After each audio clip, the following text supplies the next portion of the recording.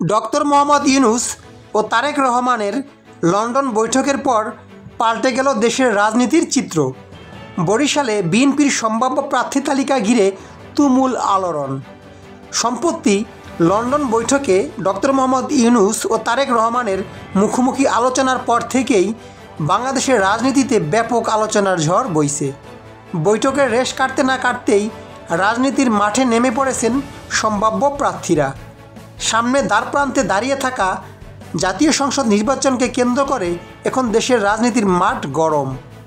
নানান সূত্র থেকে জানা যাচ্ছে, বিএনপির কেন্দ্রীয় নেতা ইতিমধ্যে আসনভিত্তিক সম্ভাব্য প্রার্থীদের একটি তালিকা তৈরি করে ফেলেছেন। মাঠ পর্যায়ে চলছে যাচাই বাছাই।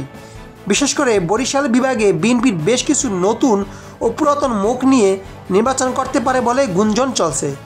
অন্যদিকে জামায়াত ইসলামী ইতিমধ্যে অধিকাংশ আসনে একক প্রার্থী ঘোষণা করে আগেভাগেই মার্চ গোছাতে শুরু করেছেন। বিশ্বস্ত সূত্রে তথ্য অনুযায়ী বরিশাল জেলার সম্ভাব্য কিছু প্রার্থী যারা হচ্ছেন, 1 নম্বরে বরিশাল, গৌরনদী ও আগরজরা। বিএনপির মিডিয়া সেল সংশ্লিষ্ট জনপ্রিয় মুখ আহ্বায়ক জহিরুদ্দিন স্বপন। বরিশাল 2, বানারীপাড়া উজিরপুর। স্থানীয় রাজনীতির পরিচিত নেতা শরফুদ্দিন আহমেদ শান্টু নমিনেশন পেতে পারেন এই আসন থেকে, যতদূর আমরা জানতে পেরেছি। বরিশাল 3, সদর, বিএনপি নেতা জয়নাল আবেদিন। বরিশাল 4, হিজলা মেহেন্দিগঞ্জ, তরুণ নেতা রাজীব আহসান। বরিশাল 5, বাকেরগঞ্জ।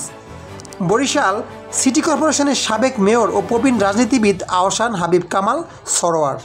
এই নামগুলো এখন এলাকার রাজনীতির কেন্দ্র। কে কাকে পেছনে ফেলতে পারবেন, কে কার ঘাঁটি কতটা শক্ত করতে পারবেন, তা নিয়ে এখন চুলছেরা বিশ্লেষণ। জনগণ এখন অধীর আগ্রহে অপেক্ষা করছে একটি অবাধ, নিরপেক্ষ, অংশগ্রহণমূলক নির্বাচনের। আপনিও মতামত দিন, আপনার এলাকার প্রার্থী কেমন হওয়া উচিত, কিংবা আপনি কাকে দেখতে চান আগামী সরকারের ক্ষমতায়। আপনার মূল্যবান মতামত আমাকে কমেন্ট বক্সে জানাতে পারেন।